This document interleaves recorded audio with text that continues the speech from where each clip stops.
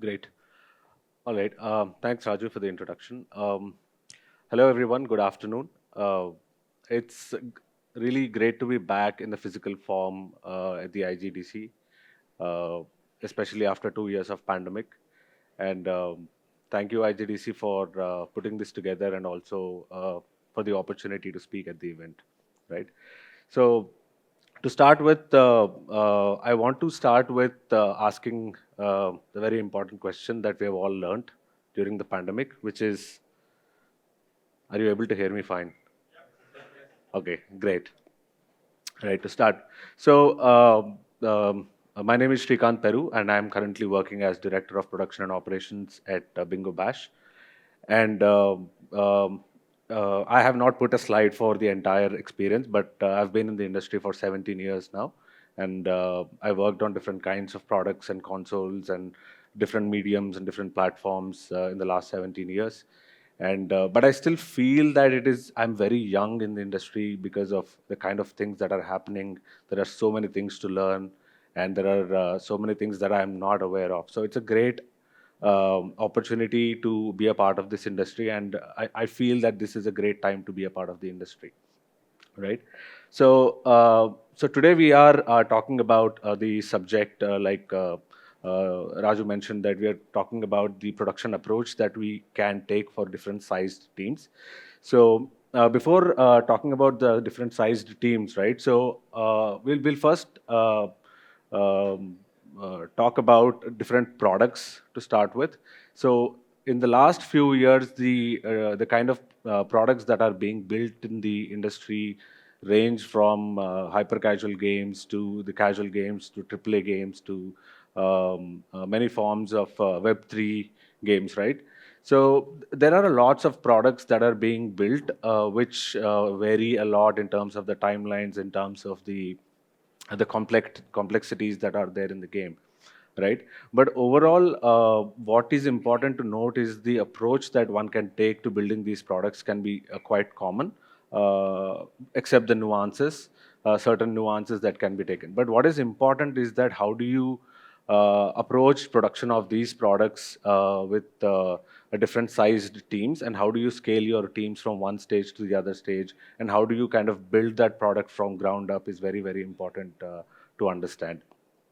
So this entire presentation is around uh, building a new product for various sized teams. It can be a startup, or it can be a large organization which is starting small with a small team, or it can be a large organization which already has a big team, but which needs to be deployed on a new project, right? So, however, the team size is, and how do you approach this with different team sizes? So to start with, yeah, one disclaimer: these are again my own personal views and not the views of my company or the company that I've worked with in the past, right? So to start with, the production conundrum, right? So producers often deal with a lot of issues in terms of taking an idea into production to the execution and post production.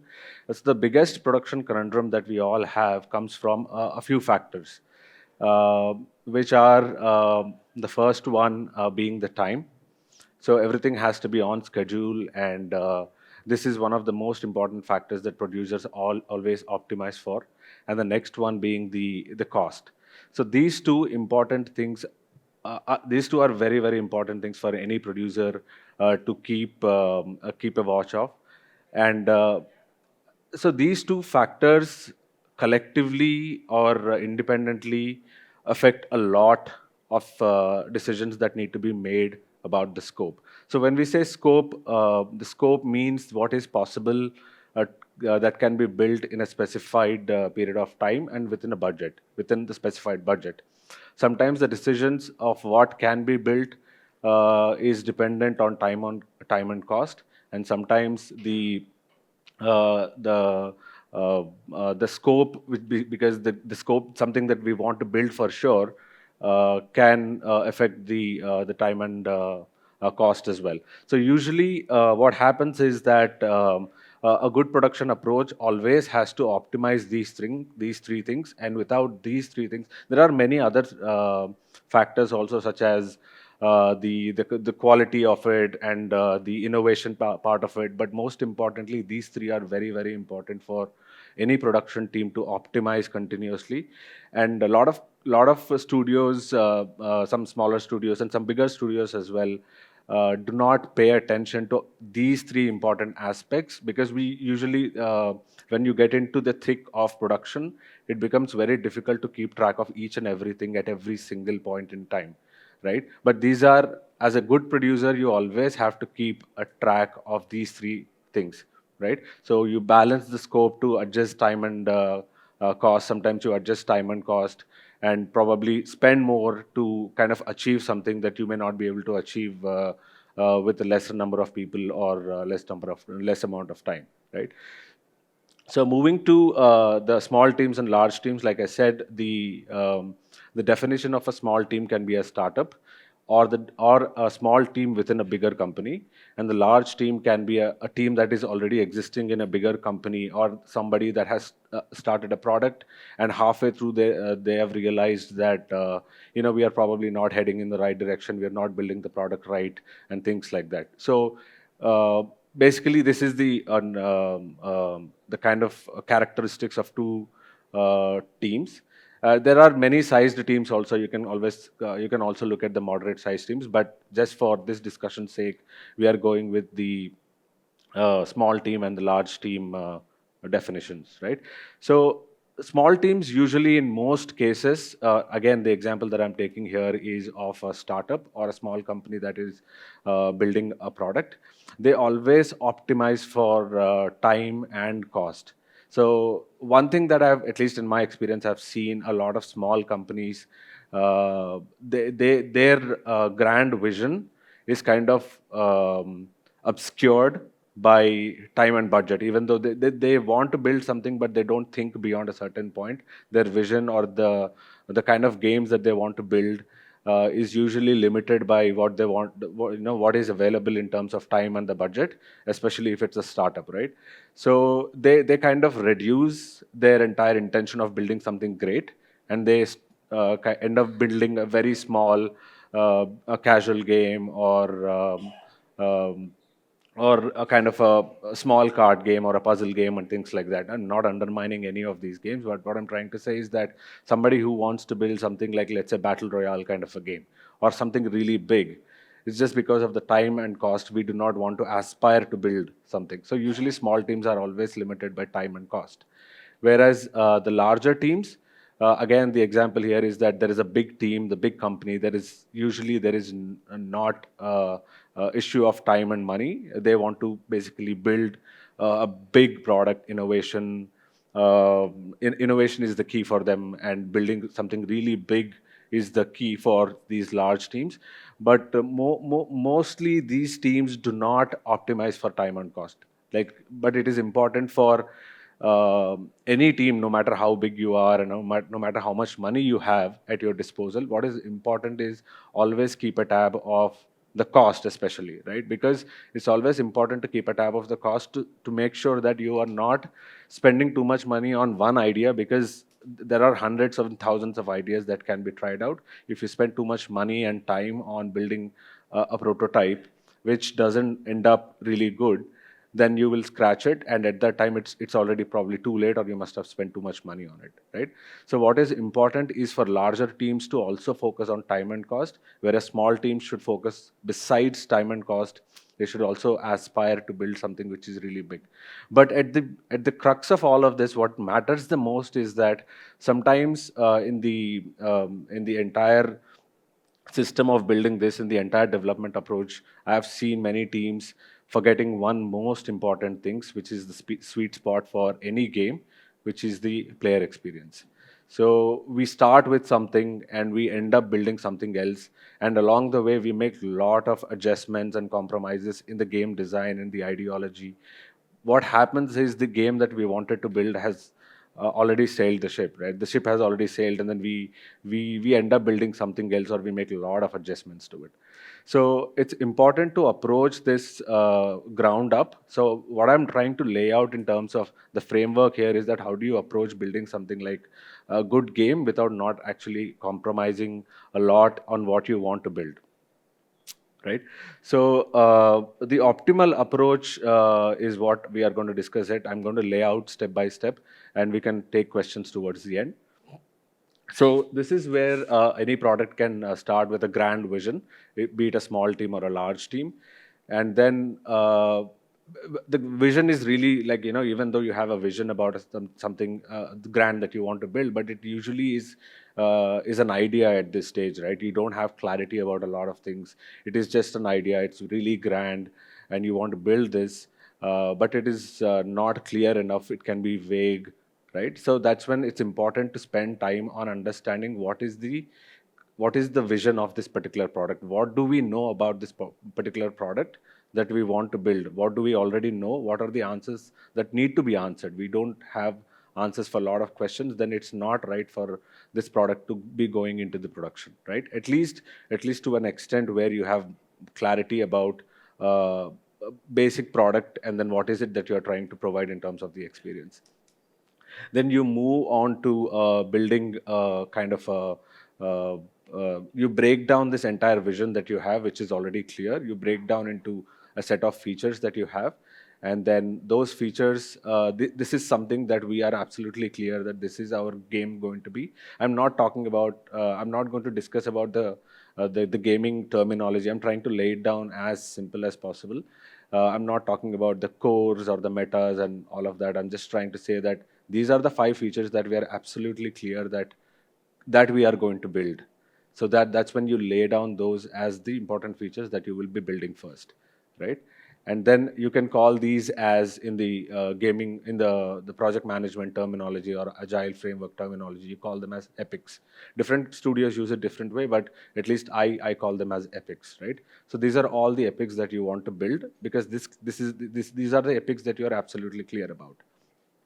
That's when you move on to so now once you have these epics, you want to discuss more about it, and then see that in the available time, in the available budget, can we build all of these epics? Now let's say all of these epics will require like 2 years of time to build, and in this time, do we have that much time? No, we have probably, let's say, 1.5 years of time. So can we build all of these? If not, then let's say what are the top features that we can build, and that will become the MVP, right? So we will talk about MVP a bit more in detail after this, but that becomes our MVP, right? And then after that, usually one thing in my experience I've noticed that MVPs are also very vaguely defined. You define the features and you start with some of these features, but we don't usually prioritize what is the most important thing that we want to build first. Within the MVP also, there can be something that needs to be absolutely built first as compared to something that can be built later, right? That's when you do the prioritization of this, and then instead of feature ABC, you probably can build it as feature BCA or something like that, right? And that will become your MVP, which is prioritized.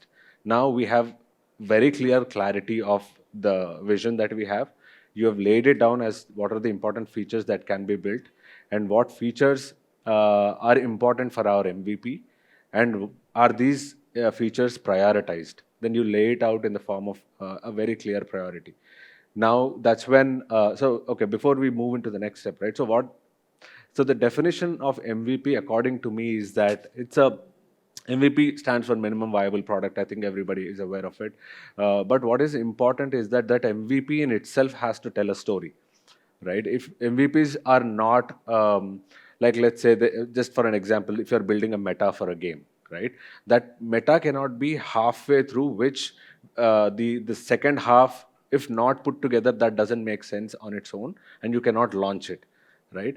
So in that particular scenario, what happens is the MVP that you have built out, you're not validating that. You cannot launch it to the market, because the second half without that, it's not the first half without the second one doesn't make any sense. Players do not understand it, and we make this mistake again and again in many organizations that I've seen, many products that I've worked with. I've seen that we end up launching half-baked MVP. And the problem with this is that we end up saying that the feature is not good.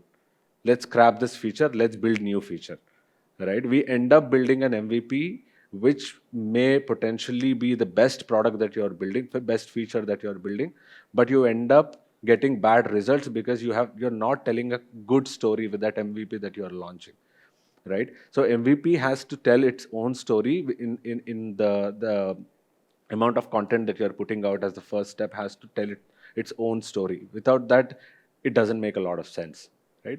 Then this prioritized MVP can go into you break them down into different stories and you put them into multiple sprints, and this is where the execution happens, right?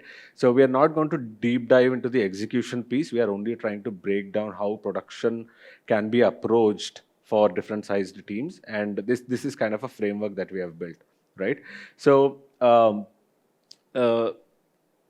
the first two steps, basically, you having the vision and trying to identify find clarity about your um, product, can be the ideation stage, and the stage in which you basically are kind of breaking it down into epics and then trying to identify your MVP can be your refinement stage, where you are more clear about the idea that you're building and you have already made a progress in terms of understanding what is it that you want to build, right? And the final stage is basically pre-production. We have not gotten into production, and we won't be getting into production also in this talk, but this is purely about pre-production, right? And it's very, very important for all the teams to understand that pre-production, ideation, refinement, and pre-production stages are very, very important for the success of any product. A lot of companies want to jump into, creating something immediately, which again I think Alok very eloquently spoke about in terms of how do you go about being agile and how do you be waterfall. But not going into the topic in detail, but what I'm trying to say is that pre-production, these stages are very, very important for you to have very good clarity about what you want to build. If you don't spend enough time on in these stages, you will end up spending much more time and money in the later stages because of the iterations that you will be doing and the corrections you will be doing along the way, right? That will become even more costly. And at the end of the day, what suffers is the player experience. You will end up making decisions along the way after the in the production process where you will end up making decisions just because you have to ship it, right? That's when it becomes you compromise on the player experience. So moving on, how can these small teams approach this, right? This entire framework, even though, like I said, it is laid out for the new products, but it can also work for the existing products, no matter whichever stage they are. Of course, there are some adjustments that you need to make along the way, but otherwise, it can be also applied at a feature level, right? This basically stands out as a framework. It depends on how you apply it for the existing products or the feature or even the new products, right?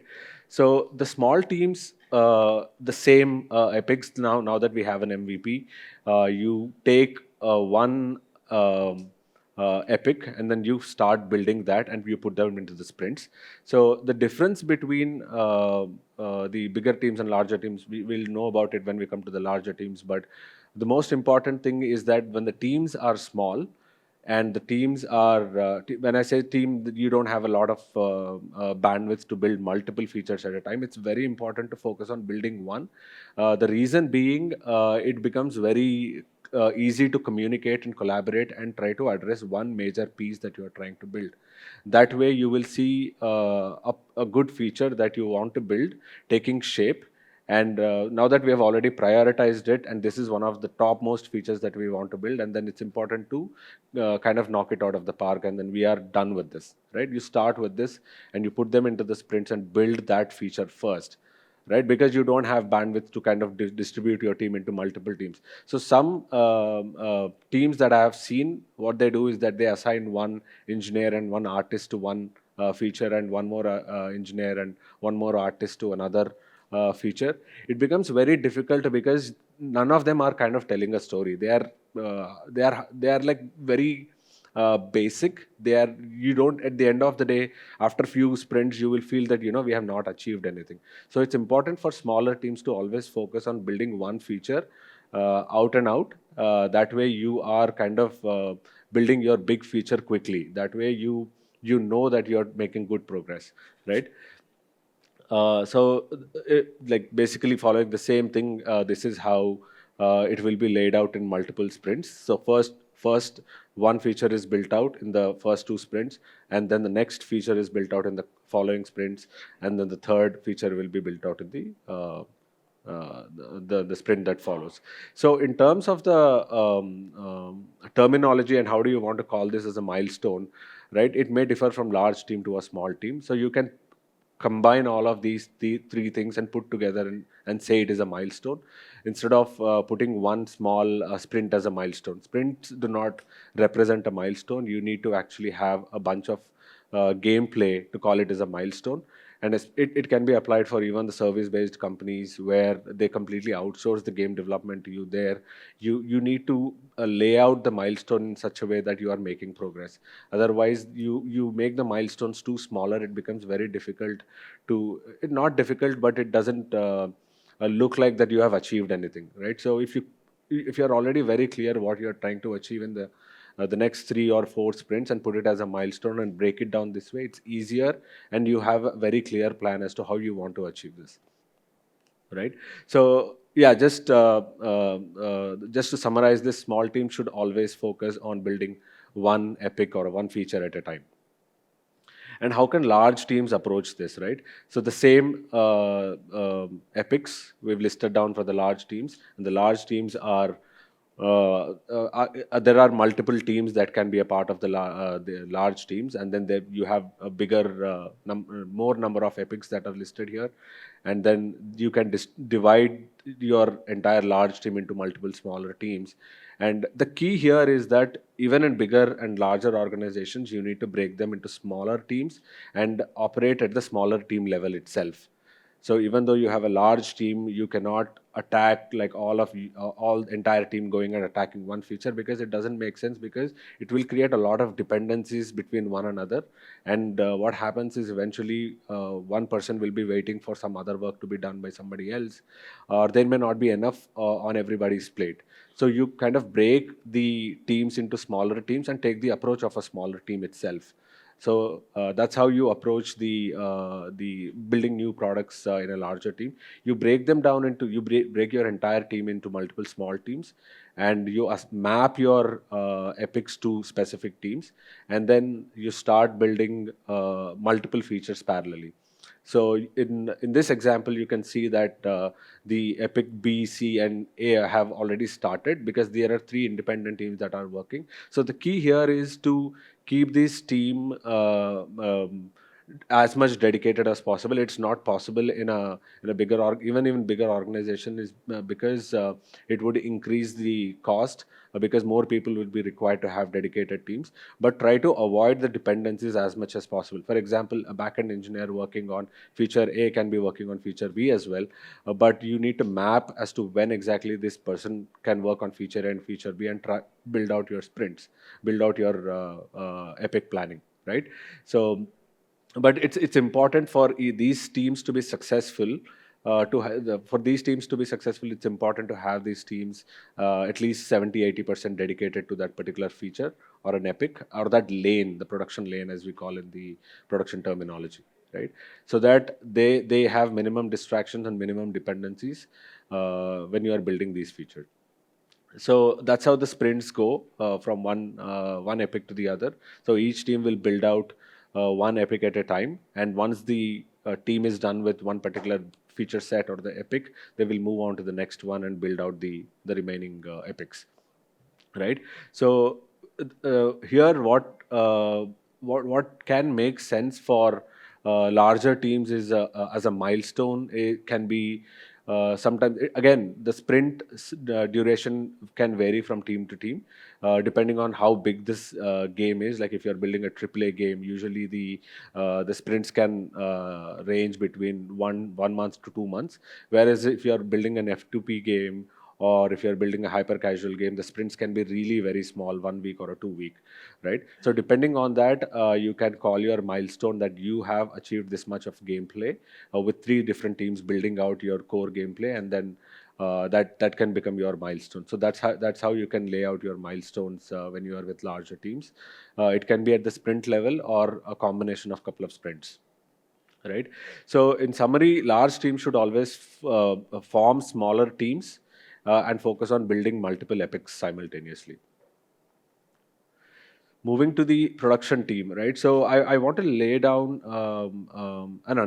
my understanding of what a production team is, especially when you are building major features and products.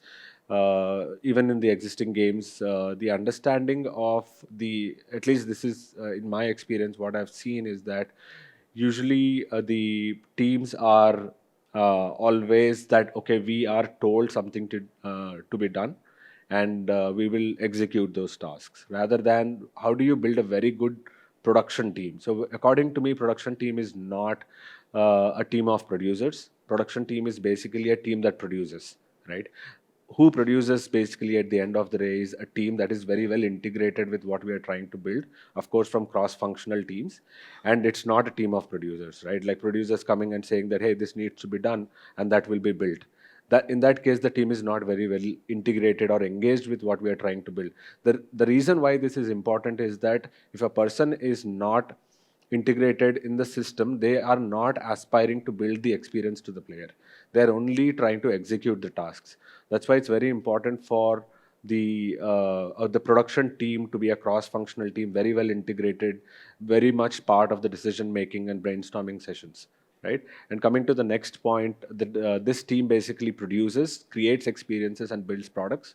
And this team has to be lean and agile. What I meant, we've already discussed that even the larger teams need to be broken down and built as lean teams, so that there are minimum dependencies between one team and another, and the collaboration is easier, communication is easier. So all aspects of brainstorming are sorted. So they focus. They're very lean. Like the bigger the teams, the complex they get, and management of a bigger team always is a hassle. In a production setup, the teams need to be smaller, and how many ever people are required to build a particular feature can be put together as one team, and they're given a task and given a particular feature, and they can make independent decisions about how they want to build it. But of course, within the entire system of building the experience for the product, of course there will be feature owners and product owners who will be in touch with these teams to make sure that we're building the right thing.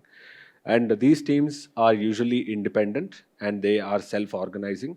And self-organizing producers are there to help facilitate a lot of things, but the teams need to be more self-organizing, rather than producers saying and assigning a task, uh, and then something to be done doesn't usually end up building a lot of experience. And this as a problem I've seen many times in the Indian context. So we don't see this kind of production teams in most of the other countries, mainly because they want to build an experience, and they want to go and be a part of a team that wants to build something great. Here, mostly what happens is that I am given a task, and some people do not even operate until they get a Jira. So I need a Jira, without which I'm not going to work, right? So this mentality, if we want to grow as a setup in the industry, and if you want to build amazing products out of our country, what is important for people to do is to be a part of the industry, be a part of the product, be a part of what we are trying to build, and then they should be taking things up and ready to build, rather than waiting for Jira to be assigned, right? So these teams are usually self-organized and very independent, and these teams usually focus on solving the problems, not becoming the problems themselves. These team members usually focus on solving the problems, and they unblock themselves as well as they unblock others, right? So this is very important, because I did not work on a specific thing because I was blocked by the other person, right? You need to know in your team, you need to know how do you unblock yourself. What is it that I can do? Okay, maybe I'm blocked on a specific task that I'm working on. How do I unblock myself from that particular blocker? If I cannot work on that one, what else can I do? right? So the teams need to unblock themselves, the team members need to unblock themselves, and they also try to unblock other people as well. Like if somebody else is blocked because of me, it is my responsibility to make sure that I unblock that person so that it doesn't become a hassle for the timeline and for the experience that we are building. And finally, the teams that take ownership and they do not wait to be told what needs to be done eventually will build great products, right? And they are part of a very well integrated and highly engaging teams. At the end, what a great production team will look like is a team basically that gets stuff done no matter what. So I'd like to give one very simple example of if most of you maybe from the army background, they know about Indian Special Forces, right?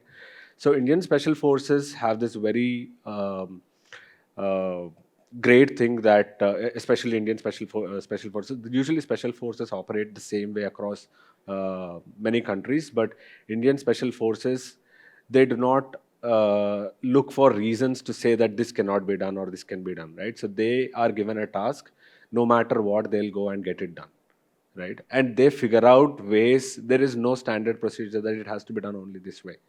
And the good team always tries to figure out what needs to be done, no matter what. They'll go and get it done.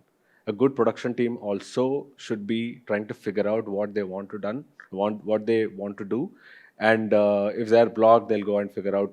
I'll just unblock myself. I'll go ahead and build this one, right? So great production teams are the ones that build great products, and they will finish the task no matter what. So coming to the final aspect, the final slide, which is we all hear this, right? Many companies also use this as a slogan, saying that great teams build great games. But I want to add one more aspect to it, which is great teams with better clarity build great games. Like, you may be having fancy ideas and a lot of things. Team may be excellent, team may be coming like with lot of experience, but if you don't have clarity about what you are building, you will end up building something that you will end up discarding, right? Great teams should always have amazing clarity of what you are building, and that's when you end up building great products. And I would like to even go one step further and say that if your teams are average but you have absolute clarity about what you are building, you will still build great games. But if you have a great team but you don't have clarity, you may not end up building great games. You will end up discarding a lot of the stuff that you do along the way. So yeah, so that is what I have, and I'm done with it, and I'm open for questions, guys.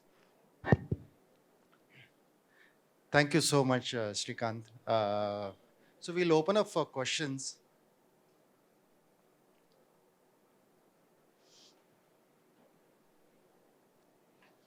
Hi, Srikant. Hi. I work as a game producer in a startup. So, from a career aspect, I just wanted to understand how, like a producer for a small team, like I'm currently managing around 10 to 11 teams, and then it is very specific, as you know, like production is very specific to the kind of organization that you're leading. How will that experience translate into something like for a AAA? Because I can't actually fathom the scope of like how and like there is no definition for a small team or a big team. Is there like a number definition that exists? Yeah, it changes from product to product, right? Like when you say a big game, the big game can be a casual game, which is a free to play game, but it may be a really big game. There are free to play games which have like 400, 500 people as well as an entire studio. And there are free to play games which have probably like 50 people, but they're still doing a great job. So usually, if you know the basics of production, we discussed some of them, and even Alok has put it out. Usually, production as a methodology and the principles of production will remain the same across all products, all genres, all scales. How do you apply that to each and every situation? And usually, most of the games, like even Alok was mentioning, right? The the production approach changes from company to company, mainly because the situation demands such. So a good production team always tries to adapt to the situation and tries to build a process following the basic guidelines that are laid out. So to your question, like it should not matter, no matter how big the team is or how small the team is. Like, but when you're moving from a smaller team to a bigger team, Again, if the teams are crafted in a way where they are kind of broken down into smaller lanes or small teams, you will start with one lane and then you eventually be handling multiple lanes. So, but the principles of production will remain the same, right? But again, if there are dependencies, there are a lot of things that you will learn on the job as well, especially handling dependencies between multiple teams, right? So that is where the some kind of challenge comes in. If you have always operated in a smaller team, the communication is easier, the brainstorming is easier. But if you go to a bigger team, it becomes really challenging to resolve these communication issues between one team and another, and the reduce the dependencies and things like that. But otherwise, the principles will remain the same. And like if the team is actually scaling up, okay, so it is increasing, and then like the producer realizes that this is too much to track for me. So then, like, can it be done in this way where you have two epics being worked simultaneously by two producers, and now you have a different, like I'm posing this question from a startup point of view. Yeah. You have a lead producer who's like looking at these two things. So is that like a solution to, like, if the team is growing and then we are capable of handling more than one epic at a time? Yeah, absolutely right. Like I said, we have not laid out for the moderate teams also. Now, what you're trying to explain is also kind of a moderate team setup, right? When I say small team, it's like absolutely really small startup where there are only like 4 or 5 people entire team and which is building. If you have more people and if there are more epics that are very clear. Now, again, we should not try and form another team and start building if you're not clear about what we want to build. Absolutely. Right? As long as you are clear with that, and if you are able to carve out a team without affecting the most important feature that you have already taken up, you can always start with a second production lane and start building it up. And of course, depending on the company, there can be one lead producer handling two associate producers handling two different things, or one producer can also manage this depending on the size of the epic. What is it that you're trying to achieve? And in bigger companies, like let's say if you're building a AAA title, the amount of content that you're building in each epic can be really massive. So it may become very difficult for one producer to handle that. There are cases where in bigger AAA titles there are multiple people assigned to just one production lane, and they may be building just one epic itself. That epic itself is massive, right? So yeah. Questions? Okay.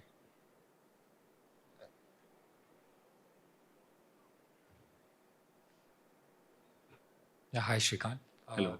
Lovely talk. I just want to understand how will you motivate people, or how will you motivate the team to actually convert into the people who are interested and taking responsibilities on their own? It's a good question, and it's a difficult question to answer as well. Uh, See, it is a cultural setup, right? Unless the organizational culture is defined in a certain way, it becomes sometimes very challenging. It has to come top down. If the management doesn't believe in trusting the people or making them take decisions, it is also difficult for the team members to trust the company, and because they don't want to take a chance of making decisions and going wrong. So the best way, in my opinion, to build this kind of a culture is for trusting the people and allowing them to make decisions. And sometimes the decisions will go wrong, right? It is okay. And as long as it is permitted in the timeline, cost, and budgets that we have, or at least if we are not in a position to allow people to make decisions and execute them, at least you should encourage the team members to discuss those decisions that they have and encourage them to make more decisions and keep correcting them along the way, saying that this particular decision is great, but this could be the possible problem that we will face, and we don't have this bandwidth to do this one, but can we approach this in a different way? That way the person is open to thinking and making decisions, but at the same time he will also be learning to make right decisions in due course.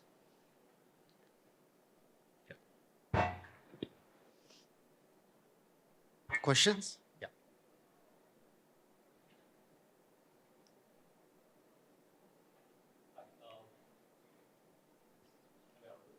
Yeah, I can hear you. Yeah, please. So basically, I just want to, I'm not from the gaming industry, but Yes. I manage a team of engineers and R&D. So just wanted to understand how big of a team do you currently manage, as well as like when it comes to production, as well as like art team and tech team. Is this the same framework do you apply for both the teams? Because is that agile, which is a standard workflow in the case of gaming as well, be it Yes. art Yes. as well as Yeah. So our team size is roughly around 150 now.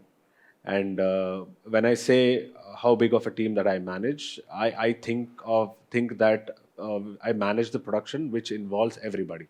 That's what I was referring to as a production being a cross-functional team, right? So the principles of production that we for the product building or a feature building is the same across the board.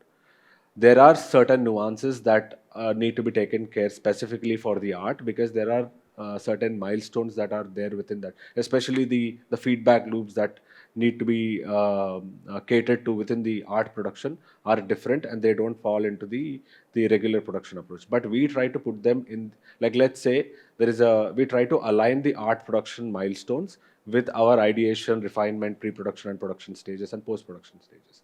So we try to align them, and there are areas where we constantly optimize, and that's why we in our studio we call ourselves as adaptive agile team. So there is, even if you have an agile as a process defined to some extent, that is not 100%, right? You have to be adaptive about it. You have to constantly refine it to make sure that you are um, one thing that works for one particular team or one particular production lane doesn't work for the other. So that's where this adaptive agile environment comes into picture, right? So you need to make sure that you are addressing all of those aspects, and but at the same time you have to align art production also with the production. Otherwise there will be a big difference in the timelines and there will be a lot of problems. So yeah, to your question, yes, we follow the standard approach, but there are specific things that get handled within the art team. But mostly all other teams align towards the standard process that we have laid out. thank you. Yeah. Hi, good evening. So I was wondering why in the long, like last team slide, why were last two teams were empty on first sprint, like they were idle. So which one? On the last team Large slide, teams, right? There are no teams there. If you see, oh, okay, that team, like you it assign was one a team to yes, yes, first epic, second team second epic, third team got third it, got it. epic, fourth, fifth team were like idle for two sprints. So that's a numbering error. So Okay. instead of team 1 to 3 and 4, instead of 4, 5, 6, I should have put 1 to 3 again. It's Okay. basically the same team jumping onto the other epic after they finish the first epic. And one more thing I want to ask, like, uh, while picking the MVP in the epic, can I say this like a single MVP can represent my product, and I can make single MVP Yes, and release it. yes. Then See, after release, again yes. work on second MVP. Yeah, you can do that. Like that's a good question, right? So MVP is it can be a single epic also. Now, my question, I understand your question as it can be as small as possible. It can be just one epic, or it can be a collection of epics that are going into one MVP, right? Usually, once your MVP is defined, you are approaching that MVP for either any one particular big milestone, right? Like it can be a soft launch, or it can be a beta launch, or it can be a soft launch with some more countries, things like that. So as long as your narrative is satisfied with you launching that MVP, yes, absolutely, you can go ahead with it. But like I said, the point is that your MVP has to tell a story. Your MVP has to, like, let's say in your first MVP, you are targeting for a specific metric. Do you think that that specific metric will be achieved with this MVP? If that is not getting achieved, then there is no point in launching, right? So yeah, you need to plan it that way. What is the outcome that you're looking for from this MVP? And that's how MVPs need to be built. Right? Thanks. Srikant, I have a question. Yes, please. I'm sure many, on behalf of the audience, this question is, I'm sure there are many people who have just have a startup or a very small team Yes. and they aspire to grow, right? What is your advice to them in terms of giving that clear clarity, even when they grow from a small team to large team? So what is your advice to them so that they maintain good clarity as well as motivation for the team? Right. So, first you need to understand what exactly you're trying to build, right? Without that, it becomes very difficult. Many teams pivot a lot, and pivots are also important, but at what point you're pivoting is important. If you pivot too late, you have already burnt a lot of cash and time. Then you don't have enough or left on the plate for you to build something great, right? So that's why it's important to spend a lot of time in the ideation and refinement and pre-production stages. I would say even pre-production comes very late. A lot of studios put everything under the gambit of pre-production. I'd say that ideation is separate from pre-production. Spend a lot of time on ideation and be clear about what is it that you want to build. First thing. The second thing is that, do we have enough skills in our studio to build this one? Now, let's say somebody wants to build a massive real-time multiplayer game. As an aspiration, it's great to have, but do we have that skill set? If you don't have that skill set, if you're taking that path, you are bound to fail unless you get somebody on board. Now, what is your skill set? Your idea, your vision to build something, your clarity, how do you get more and more clarity about something that you want to build, has to match with your skill. That doesn't match, then there will be a problem, right? So it's, again, product building and experience building is not about being a hero. It's about being uh, very clear about your skills and understanding of your skills, and you lay it out. Once you have this understanding of building what you want, understanding the product that you want to build, then do we have clarity about this particular product 100%, or do we have clarity about only 50%? But this 50% clarity is going to tell, again, the same point comes to the same point of being an MVP, right? So there are things that most games are not sure of to start with. There are a lot of things that can be added later, but if your core aspect of the game is clear, meta and all other features, like talking from the free to play game point of view, lot of features are kind of they can be integrated into a core which is very well built. Like you take a you can take a puzzle game, or you can take um, a battle royale game, or you can take something like a social casino game that we operate in the space. The other features that are you are putting on top, like it can be a sales construct, it can be a meta, or it can be a gacha system, or any of these things can be applied and customized to the core. But if your core is not clear, if your core that you want to build is not clear, then that is a problem. So all teams should always focus on building the core which is really solid, that matches with your skill set. Sort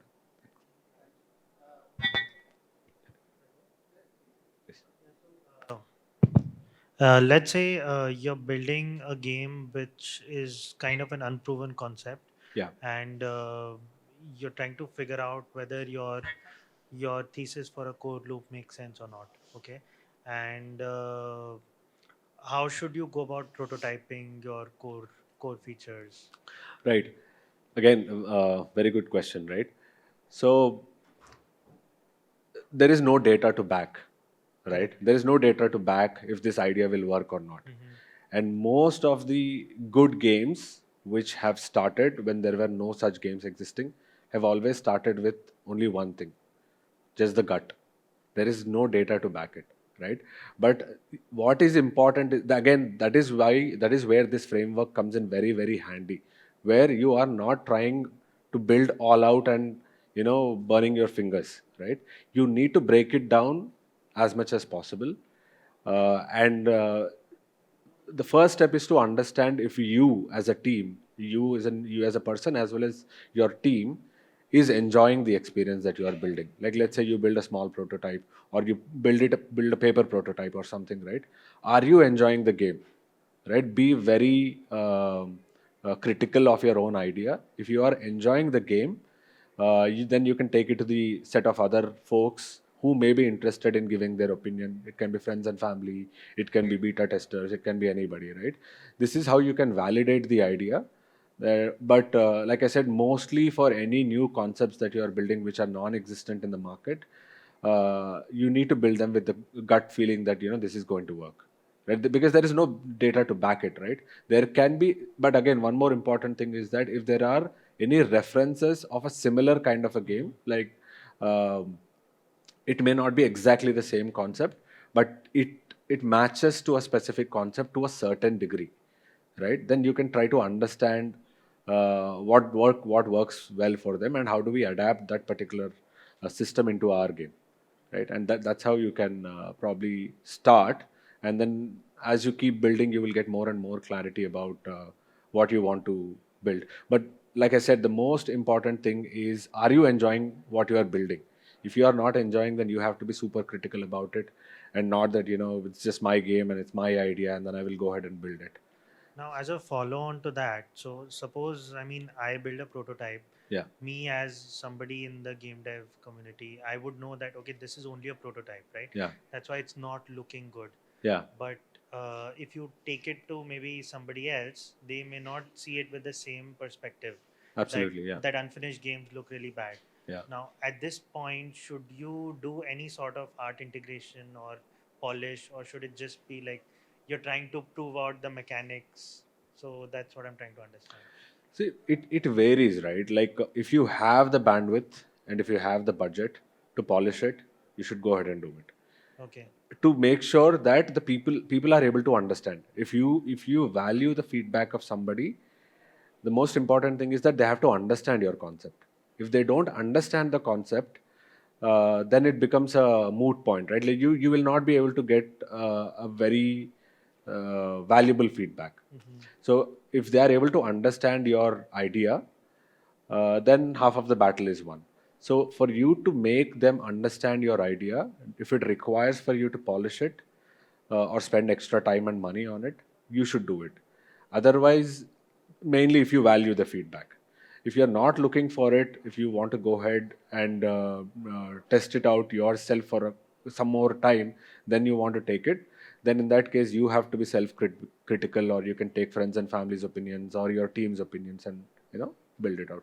But yeah, it's always important to build some uh, do some polish if you're especially trying to validate it with people who are not friends and family or your own team. Okay. Thank you very much. Welcome. Any more questions? Okay. All right. Thank you so much, Srikant. Thank you. Very insightful. Thank you so much.